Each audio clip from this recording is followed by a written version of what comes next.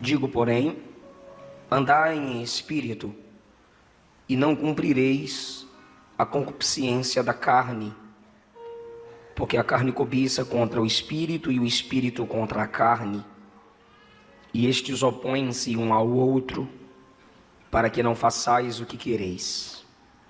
Mas, se sois guiados pelo Espírito, não estáis debaixo da lei, porque as obras da carne são manifestas, as quais são prostituição, impureza, lascívia, idolatria. Por favor, diga idolatria. Feitiçarias, inimizades, porfias, emulações, iras, pelejas, dissensões, heresias, invejas, homicídios, bebedices, glutonarias e coisas semelhantes a estas, acerca das quais vos declaro, como já vos disse, que os que cometem tais coisas não herdarão o reino de Deus. Diga misericórdia. Queridos, pode tomar o seu assento, por favor. Irmãos, Paulo disse na carta aos Gálatas que a idolatria é uma manifestação da obra, é uma manifestação pública, é uma manifestação visível de uma ação interna, uma obra que começa por dentro. A nossa natureza caída é, por Paulo, chamada de carne. Não tem nada a ver com a composição do nosso corpo físico, mas ele usa também a expressão carnalidade, dando-nos a entender a entrega pessoal aos prazeres, àquilo que me agrada, às minhas preferências. Isso é carnalidade, é o desejo interno por todo tipo de liberdade e nenhum tipo de limite. Fui chamado para viver, a boca foi feita para comer, o corpo foi feito para ter prazer, dinheiro foi feito para gastar, e assim sucessivamente.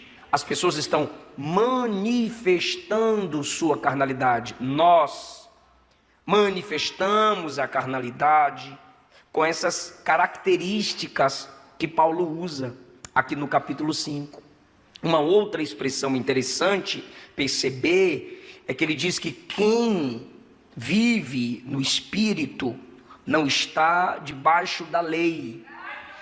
Não é a mesma lei contra a qual ele luta, a lei legalista, a lei que as pessoas estabelecem como regra pessoal para ser salvo. Se eu cumprir isso, eu sou salvo. Se eu guardar a lei de Moisés, Paulo, eu vou ter Jesus e vou ter Moisés, Paulo. Olha que coisa top. Paulo trata sobre isso no capítulo 2, no capítulo 3 e no capítulo 6. Mas no capítulo 5, ele não está tratando da lei de Moisés, nem da lei da tradição judaica. Ele está falando da lei em nosso corpo. Ele está falando da lei natural em nós.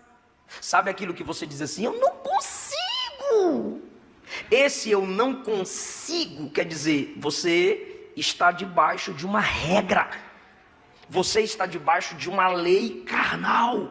Assim como é lei dormir e seu corpo obedece. Assim como é lei sentir fome e seu corpo obedece, também é lei no homem caído, em nossa natureza caída, é lei pecar, é regra pecar. E quando essa regra é quebrada, quando essa lei é transgredida, você se quebra, você não se sente quem é. E eu estou falando de você carnal, caído, nós seres humanos caídos, naturais, sem a essência, sem a natureza de Deus. Então é lei, o camarada viciado é lei, ele fazer todos os dias aquilo que lhe dá um momento de paz, nem que seja um momento. É lei a bebida, é lei a traição, é lei o cigarro, é lei a maconha, é lei o crack, é lei o orgulho, é lei aparecer. De novo, é regra. Lei é lei. E você observa que a lei é cumprida todo dia. O semáforo fechou, é lei, pare. Abriu, vá, é lei, é regra. A natureza tem suas leis. O sol, o dia, a lua, noite, plantou, colheu, é regra. São leis. Assim também há em nossa natureza humana. Regra, lei. Paulo está tratando da carne. E ele diz assim: quer vencer a carnalidade? Quer vencer seus instintos descontrolados? Ou seja, quer controlá-los? O que é a concupiscência? É instintos descontrolados. Está no versículo 16. Andai em espírito e não cumprireis a concupiscência da carne. Ande no Espírito, valorize as coisas do Espírito, siga os passos do Espírito, tenha discernimento em que tipo de mover o Espírito está. A gente tem que perceber na música, qual música o Espírito está falando. Cante-a, que tipo de pregação o Espírito está falando, se alimente dela, pregue-a. Qual a igreja tem o mover do Espírito, faça parte dela, ande no Espírito, se conecte ao Espírito, através do jejum, através da oração, através das escrituras, se conecte ao Espírito, ou seja, ande em Espírito, em comunhão com o Espírito, e assim, você não vai cumprir, você vai transgredir, você vai bater de frente contra os instintos descontrolados, que é concupiscência, porque todo mundo tem instinto. O ser humano, ele tem o instinto instinto da aquisição. O que é o instinto da aquisição aguçado? É quando você diz: vou estudar, vou trabalhar e vou comprar um carro. É o instinto da aquisição. O homem tem o instinto de proteção. Alguém ameaça que vai dar um murro, ele, é o instinto de proteção. O instinto de multiplicação. Você quer investir, você quer poupar, você quer investir no missionário porque você sabe que é um terreno fértil, vai ter grandes colheitas. É o instinto da multiplicação. O desejo de casar, nem disfarça, é instinto de multiplicação. Deus colocou no homem o instinto da multiplicação. E aí, meu irmão, quando os instintos se descontrolam, o camarada adquire o que não pode pagar. O camarada se defende ferindo mais ao outro. Ao invés de perdoar, que faz parte da proteção da alma, ele se vinga. É o instinto descontrolado. E o instinto da multiplicação, descontrolado, ele não espera o momento do casamento, nem ela, ele vive na prostituição. Então Paulo está dizendo: se você viver no Espírito, ou seja, na dependência do Espírito, buscando as coisas do Espírito, você vai quebrar, você vai se controlar, porque o que Paulo é contra em 1 Tessalonicenses capítulo 4, se puder projetar, o que ele é contra na primeira carta aos Tessalonicenses, no capítulo 4, não é o desejo, ele é contra o desejo descontrolado. Então aqui no versículo 16 está falando que desejo a gente terá, agora ele oferece o controle. Olha lá: finalmente, irmãos, vos rogamos e exortamos no Senhor Jesus, ou seja, o que eu estou falando aqui, Jesus já falou e confirma o que eu falo, que assim como recebestes de nós, ele está dizendo, eu estou repetindo o que eu já ensinei, mas crente é assim, tem que pregar sempre, de que maneira convém andar e agradar a Deus, ou seja, estilo de vida, assim andai, para que continueis a progredir cada vez mais. É por isso que tem que repetir. Às vezes alguém pergunta assim: pastor Eliseu só prega esse estilo de pregação, só a vida cristã, batendo para nós votar. Irmão, se tu não mudou, não vou mudar a mensagem. Continua lá, por favor. Porque vós bem sabeis que mandamentos vos temos dado pelo Senhor Jesus. Bora lá? Próximo. Porque esta é a vontade de Deus. Qual? A vossa? Que vos abstenhais da... Ou seja, todo tipo de moralidade sexual. Que cada um de vós saiba possuir seu vaso, que é seu corpo, em santificação e honra. Tem gente que consegue, volta lá, tem gente que consegue, deixa aí. Tem gente que consegue manter o corpo até em santificação, ou seja, separado por um tempo, mas não em honra. Isso aqui é outra mensagem. Próximo, bom que eu voto. Não na paixão como os gentios. Bora lá? Quem é que tem concupiscência? Os gentios. Quem são gentios? Que não conhecem a Deus. Ele está dizendo que os ímpios vivem Na concupiscência, nos desejos descontrolados. Desejo todo crente tem, agora descontrolado só ímpio. E a solução, a Bíblia apresenta, por favor, mais um versículo. Ninguém oprima ou engane seu irmão em negócio algum, porque o Senhor é vingador de todas essas coisas, como também antes vos dissemos e testificamos. Deus vai se vingar de quem anda brincando com o sentimento dos outros e tal. Versículo 7. Porque Deus não nos chamou para imundície, mas para santificação. Próximo. Portanto, quem despreza isto o quê? O que eu estou ensinando. Não despreza o homem, mas sim a Deus que nos deu o seu Espírito. Se você é crente e despreza o ensino de evitar a prostituição, de beijos descontrolados, prolongados, você está desprezando a doutrina e desprezando o Espírito Santo que te capacita a vencer os desejos descontrolados. Então a mesma Bíblia que diz cuidado com os desejos descontrolados, ela diz, quer controlar o desejo? Se encha do Espírito. Porque a mensagem do Novo Testamento não é legalista, não é moralista. Não faça isso, não faça isso, não faça aquilo. Não, porque se eu prego e digo a você, não faça, não faça, não faça, tu vai dizer, e como é que eu deixo de fazer? Que eu não tenho que fazer, eu sei. Agora como é que eu consigo parar de fazer? Aí eu vou dizer, desse seu jeito. Isso não é pregação.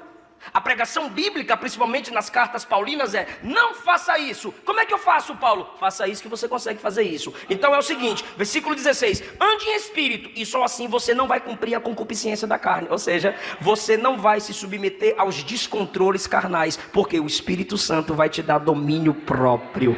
O Espírito Santo vai te controlar. Mas Paulo, eu tenho que andar no espírito, por quê? Porque você se controla. Segundo, porque a carne cobiça contra o espírito. Então se você não se conecta ao espírito, tu está do lado da carne. Você tem que escolher um lado. Ou você se conecta ao espírito, ou você se conecta à carne. E aqui nem vem espiritualizar. Deus é o Todo-Poderoso, é claro que Deus vence. Não é não. Por quê, pastor? Porque esse inimigo aqui é você. Tem a sua natureza carnal, humana, caído, pobre, miserável, cego e nu. E tem o Espírito Santo. Aí o Espírito lutando contra a sua carne. A sua consciência, a sua mente, é onde é que está a decisão, dependendo da palavra de Deus, se estiver no teu coração. Vai dizer, ou eu vou dar lugar à carne, ou eu vou dar lugar ao Espírito. Se você der lugar à carne, você vai cair e o Espírito vai se afastar. Se você der lugar ao Espírito, a vida do Espírito vence. O poder do Espírito vence. E a sua carne perde. E a perca da carne é sua vitória sobre o pecado. E qual é a comemoração? É você dizendo, ontem eu não pequei. Vai, capeta, cai dentro. Aí o capeta vai dizer, eu estou fora disso, isso aí é tua carne, é tu que quer essas coisas. É você dizer, ontem eu não fiz o que eu fiz anteontem. Hoje eu não fiz o que eu fiz ontem. E amanhã Ele vai me dar graça para vencer o que eu fiz hoje. É assim que se vence no Espírito. Então Paulo apresenta o problema, carne. Desejos descontrolados, carne. Desejo interno que quer todo tipo de liberdade, nenhum tipo de restrição. Mas ele apresenta o poder para vencer a carne. A minha natureza humana caída e falha. É o poder do Espírito Santo. A carne cobiça, ou seja, cobiça que é guerra, é luta contra o Espírito. E o Espírito contra a carne. Estes se opõem um ao outro para que não façais o que quereis. Pode me ajudar? Diga para quê? Não façais o que quereis. Paulo está legal com nós.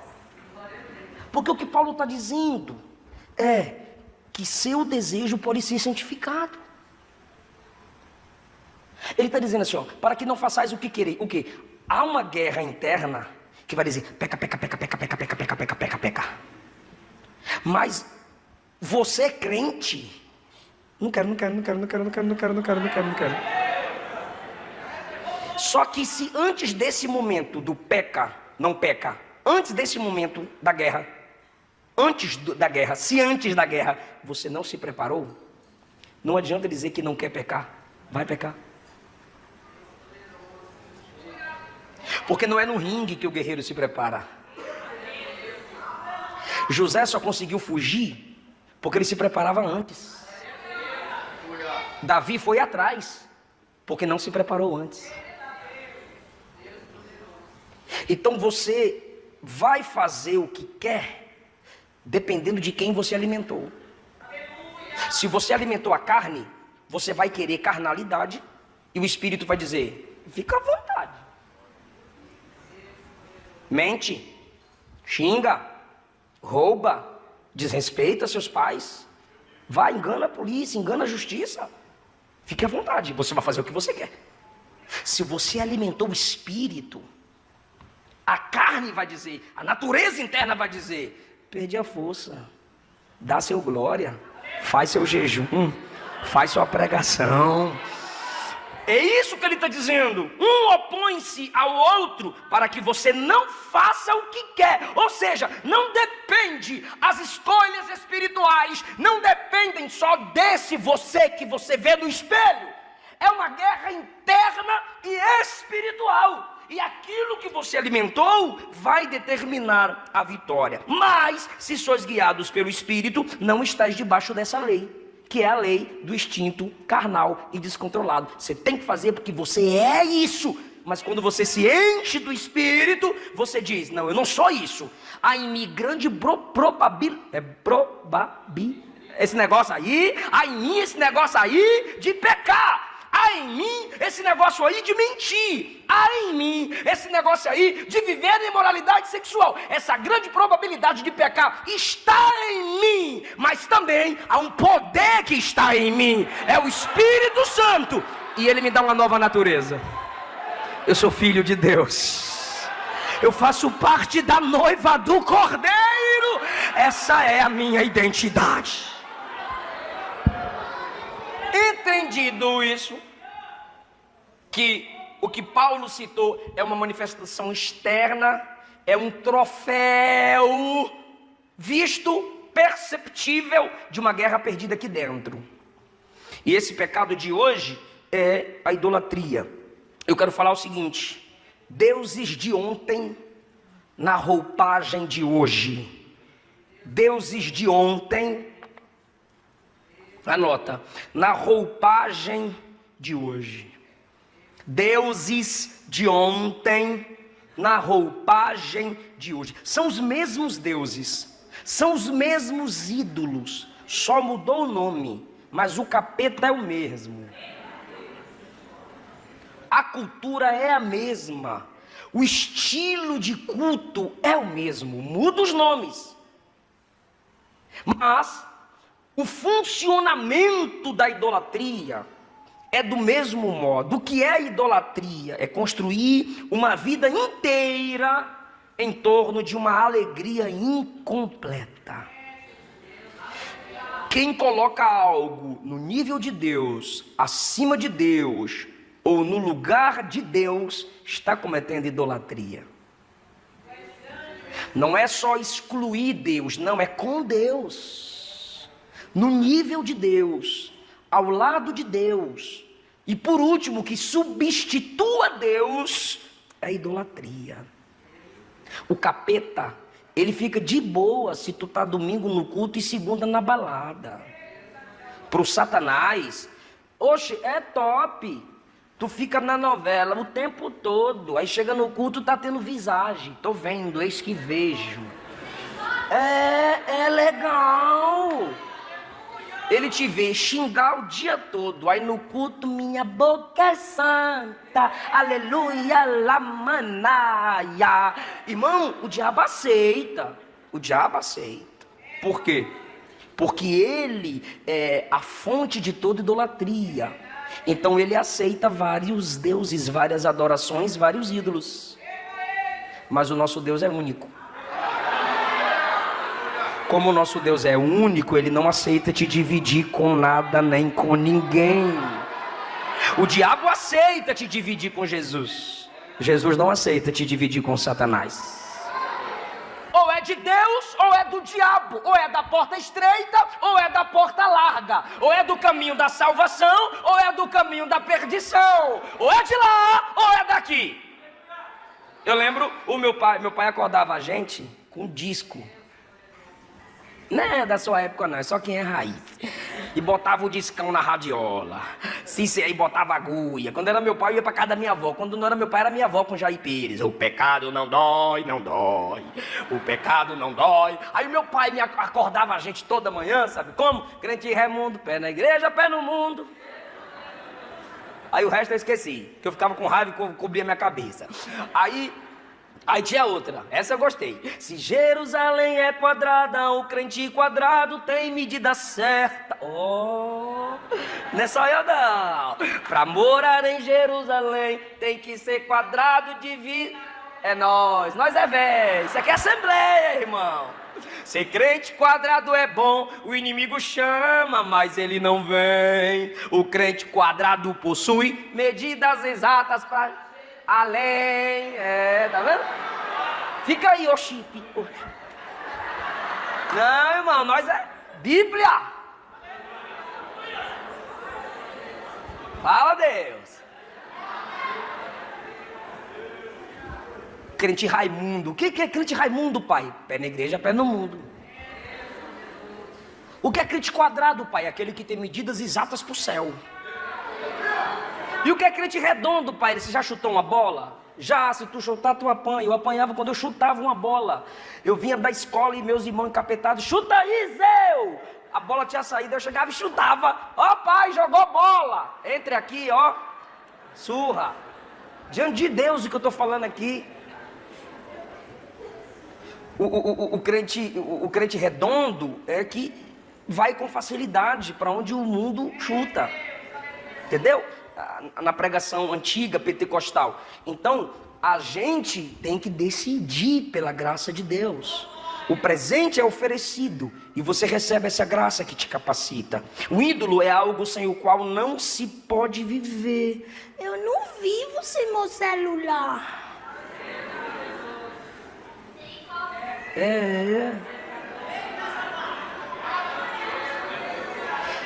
Irmão, qualquer coisa que seja central, difícil viver se perder, é idolatria. Qualquer coisa, pessoa, cargo, título, que você diga, se eu perder isso, ou essa, ou esse, eu não vivo mais não. Idolatria. Idolatria é aquilo do qual dependemos, o ídolo que nos faz cometer idolatria, porque você só bate nos católicos, né? Mas tu também tem idolatria. Nós também, quer dizer, né, que eu não sou melhor que você. Tudo aquilo do qual dependemos para receber o que só Deus pode dar, idolatria. Eva idolatrou a árvore e o fruto. Adão passou por aquela árvore tanto tempo. Mulher, irmão, tem o dom da visagem. Adão passou por aquela árvore tanto tempo. De boa. Primeira vez que a irmã Eva passou, ela viu e disse, diferente. Diz o texto que ela viu que tanto a árvore quanto o fruto era belo, agradável à vista. Irmão, na visão ela sentiu o gosto. E boa para se comer. Ela fez, ela sentiu. Ela tem uma sensibilidade que Adão não tem. Quem é casado sabe disso. Tenta enganar para tu ver. E ela convence Adão a pensar que a sabedoria que eles precisavam não vinha de Deus, vem da árvore. Aí trocam a fonte da sabedoria, não é mais Deus, é a árvore. Idolatria. Colocou a árvore no lugar de Deus. É você depender daquilo para tirar daquilo o que só Deus pode te dar. Querido, eu sei que o coach tem o seu lugar. Agora, num culto, no púlpito, pregar para a noiva do cordeiro com técnica coach, joga fora no lixo. Então, pastores, tem jovens que me perguntam, pastor, você fez técnica coach para segurar o público? Porque você tem o perfil. Eu pergunto, qual perfil? É porque você segura o público. Eu falei, mas não tenho uma técnica, um perfil. Quem me assiste sabe, tem mensagem que eu estou com pedestal, tem mensagem que eu não estou com pedestal. Tem mensagem que eu prego chorando, tem mensagem que eu prego rindo. Eu não posso depender da técnica. Tem culto que a mensagem que o Espírito me dará será para gerar consolo na igreja, e de modo bíblico alguém pode dar um sorriso que o dia inteiro não conseguiu dar. Mas tem culto que o Espírito me dará que a maioria da igreja vai estar me odiando, e eu tenho que ter semblante de rocha, como ele fez com Jeremias e Ezequiel, e o semblante fica fechado. Não existe técnica para isso, é a dependência do Espírito.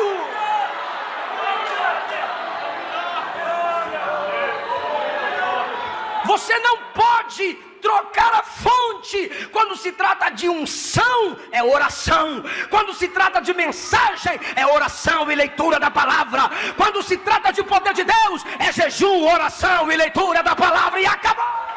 Não tem outra fonte.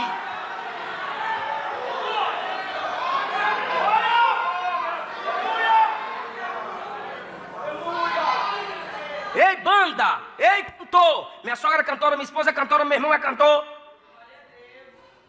O Felipe saiu da casa do hóspede, virou crente.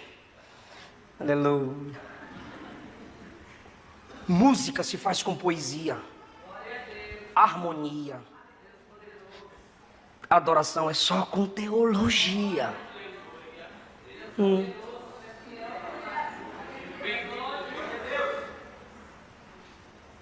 Música qualquer um canta. Louvor só crente. Então tem muita gente que canta muito, mas não adora nada. E tem gente que não canta nada, mas é um verdadeiro adorador. E tem gente que canta muito e adora muito. Eu só adoro mesmo. Então meu irmão, o Felipe, que é produtor musical e um grande compositor, a gente morava, eu e minha família, a gente cuidava da igreja onde a gente morava. O pastor cedeu pra gente morar na parte de cima. Aí ele estava sozinho tocando teclado. E eu lembro ele com aquela dificuldade para tocar porque dele por ele, que é poucas notas. É a música que é longa mesmo. Mas a nota é pouca. Aí eu acabei de chegar de viagem, e ele tocando, a minha mãe olhou para mim e disse: Deus tira de você e coloca nele. Eu compus mais de 60 músicas com meu pai, tocando violão, teclado com meu pai.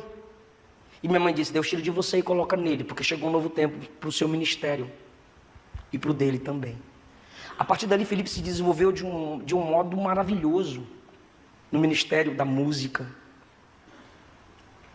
E o meu conselho para ele sempre foi: quer compor músicas impactantes? Leia a Bíblia. Use várias versões.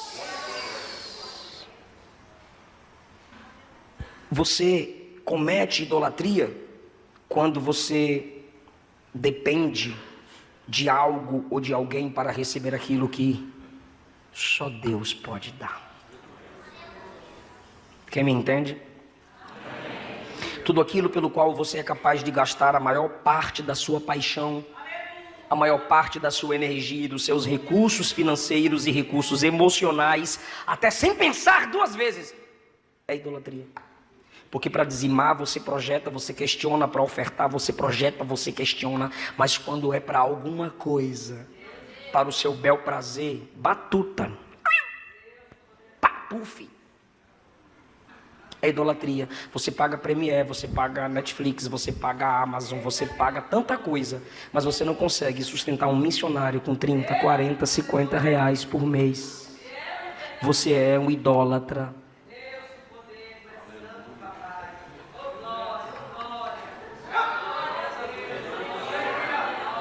Está no débito automático seus entretenimentos.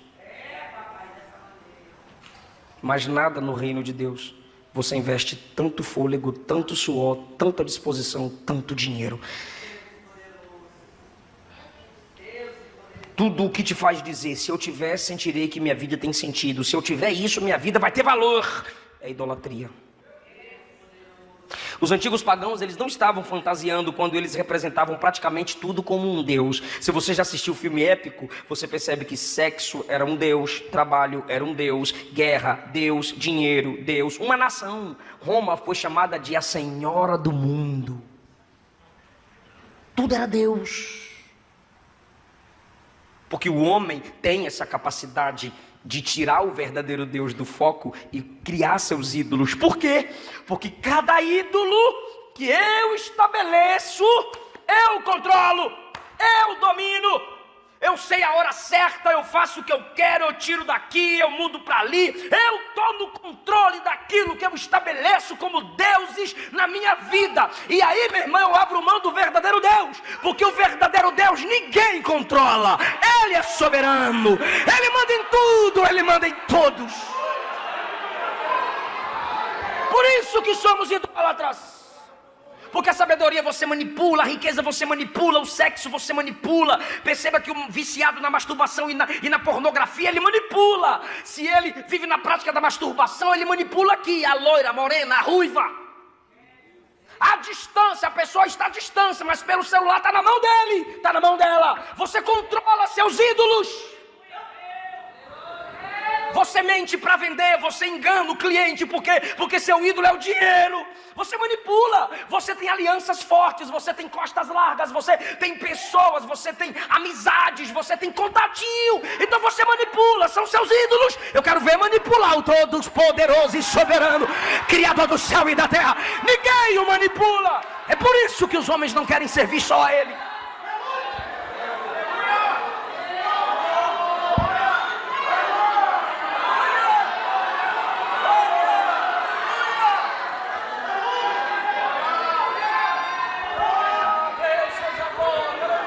E a nossa sociedade não é diferente dos pagãos da antiguidade, você percebe? Cada grupo em nossa sociedade tem seus templos sacerdotais, tem seus rituais, tem seus ídolos. A nossa geração tem seus rituais, tem seus ídolos, torres empresariais. Irmão, tem prédio que você entra, que você se sente humilhado de tanta beleza. Dá vontade de comprar um sapato novo para entrar ali.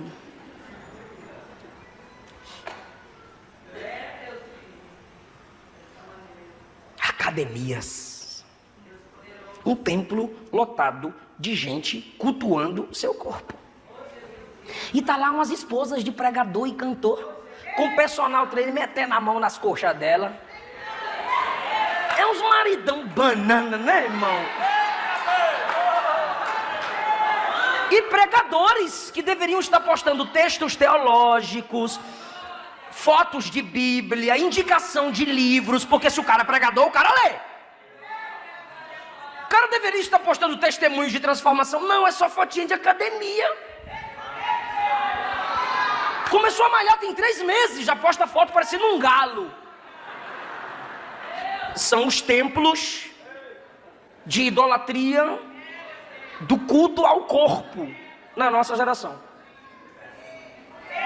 O que Paulo disse, 1 Timóteo capítulo 4, que o exercício corporal para pouco se aproveita. Ele não disse que não tem proveito, ele disse pouco, comparado à piedade espiritual. Aí ele disse que a piedade espiritual é o exercício que gera fruto para essa vida e para a vida eterna.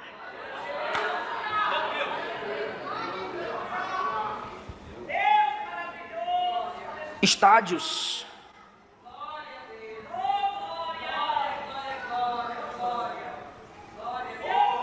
Estádios lotados, onde sacrifícios são feitos.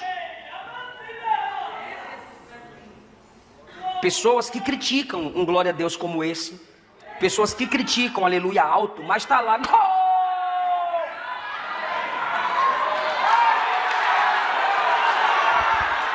Queridão, dê glória para o seu ídolo aí e deixa a gente dar glória ao nosso Deus aqui, do jeito que a gente quiser.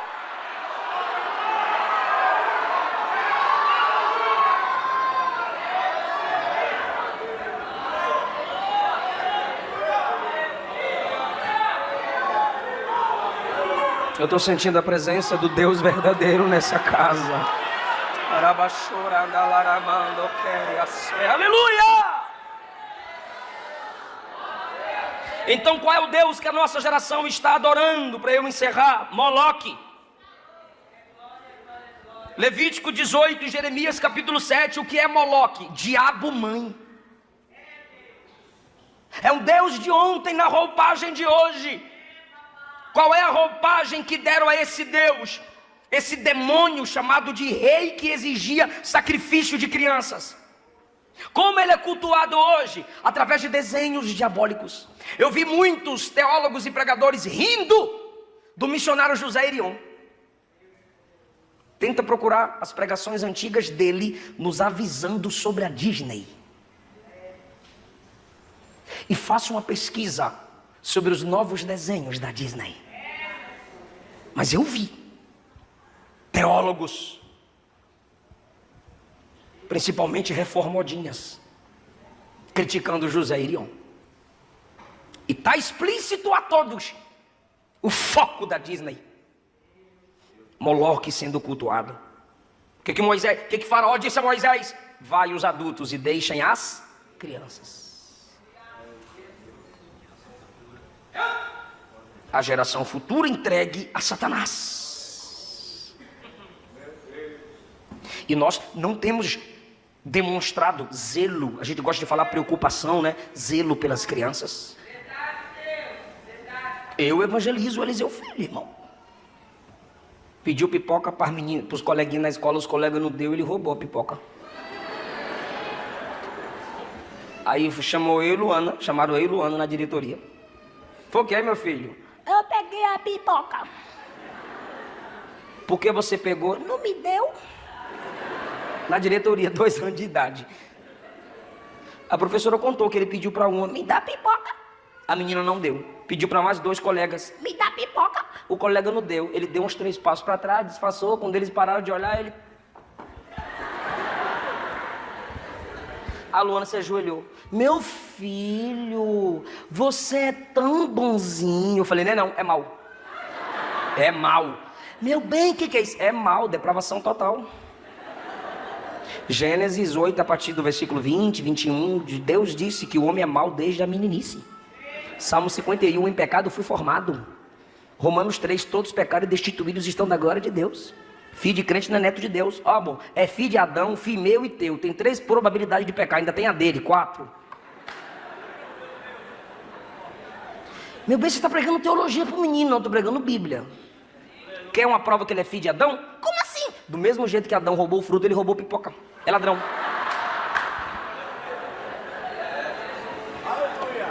Aí, irmão, criança, vai, anjinho, dormindo. Aí ele é esperto, ele olhou pra gente assim com aquele olhar de criança, né? De pupa, de pupa. Falei, desculpa nada, é arrependimento.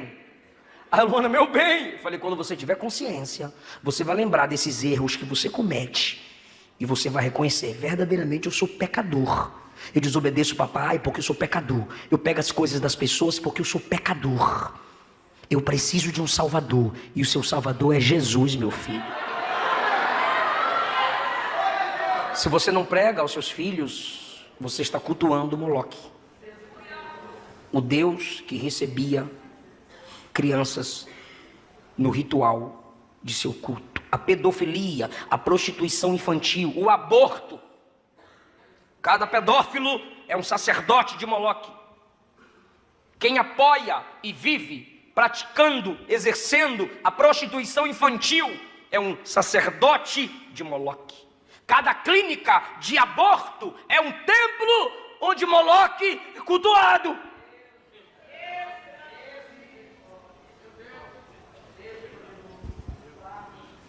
E Jesus levou isso a sério.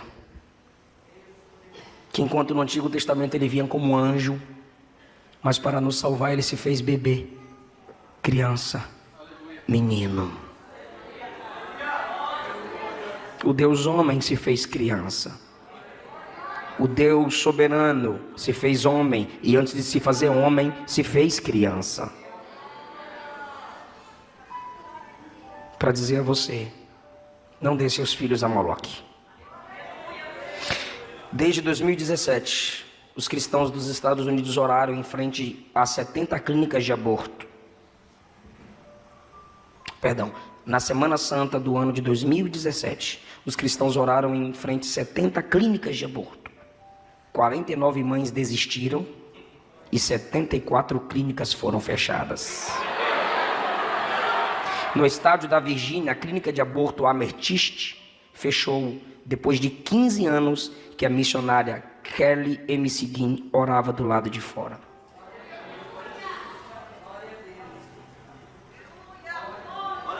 A gente vai fechar os templos de Moloque, criando nossos filhos na admoestação do Senhor e pregando contra o feminismo. Abra a boca, viu, minha irmã? São feias, nojentas, miseráveis, totalmente dependentes da graça de Deus. E essa mensagem está na sua boca, minha irmã. Já tem umas feministinhas na igreja aí.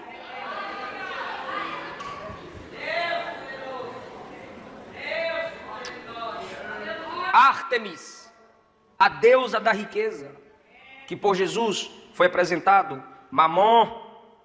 A gente não queima incenso a Mamon, né? Lá no templo. Mas quando as nossas riquezas, o dinheiro, os bens materiais, tomam conta do nosso sono, dos nossos projetos, dos nossos sonhos. Se você está se formando só para ganhar dinheiro, veja o tipo de profissional que você vai se tornar. Faça a comparação quando você precisou de um profissional da área que você admira. Veja o que ele se tornou: idolatria, as riquezas. Por amor ao dinheiro, Geazi mentiu para Eliseu e depois ficou leproso, herdou a lepra de Naamã. Por amor ao dinheiro, Saul desobedeceu a ordem de Samuel e perdeu o reino. Por amor ao dinheiro, o filho pródigo virou as costas para o pai, foi trabalhar com os porcos. Por amor ao dinheiro, Judas disse: esse perfume vale 300. Jesus valeu 30. E Judas perdeu a sua alma por amor ao dinheiro. É Ártemis, é Mamon sendo adorados. Último lugar, eu encerro, Astarote. Como que essa deusa é chamada hoje? A roupagem dela hoje é a deusa da nudez, da sensualidade, que fazem algumas irmãs pensarem que culto é clube, que igreja é clube.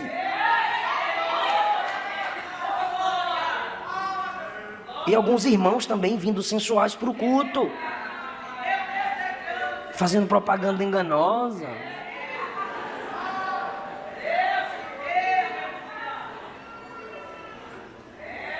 Porque a maioria dos estilistas são imorais e estão desmasculinizando os homens.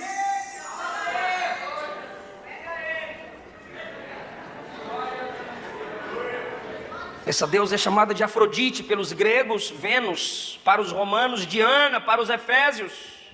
As mulheres ficavam nuas no templo. Se Deus é glorificado nas vestes com pudor e modéstia, o diabo é glorificado na nudez exposta. Quando você lê 1 Samuel 31:10, a espada de Saul foi colocada no templo de Astarote. Você vê essa deusa maldita em 2 Reis 23. Enquanto você lembra que a espada, a arma de Davi, a arma que Davi matou Golias, a arma que ele usou, estava na tenda do Senhor, na posse do sacerdote. A espada, a arma de Saul, no templo de Astarote. que nossas armas, que nossas guerras, pela palavra, pelo desenvolvimento ministerial, que nossa sabedoria, que nossa maturidade não seja depositada no templo de Astarote. Vence essa carne, moça. Vence essa carne, moço. Não abra mão da sua arma. Continue lutando, guerreando. Vence. Em nome de Jesus, vence pelo poder da palavra. Vence debaixo de oração. Não perca as suas armas. Não perca a sua autoridade. Não perca a sua credibilidade. Não perca a sua vida ilibada. Não perca seu histórico familiar. Não perca a sua história de superação no templo, no culto a Astarote. Não troque a eternidade por alguns minutos de prazer. O Espírito Santo fala a alguém: não desista de seu casamento, não desista da pureza, não desista da castidade, não desista da virgindade, não desista da santidade. Não deixe que suas armas, não abra mão das suas armas, não deixe ser colocada no templo de Astarote. Não receba na cama quem não te recebeu no altar. Ande no Espírito e você não vai ser vencido pelas concupiscências da carne. Fica em pé comigo, por favor.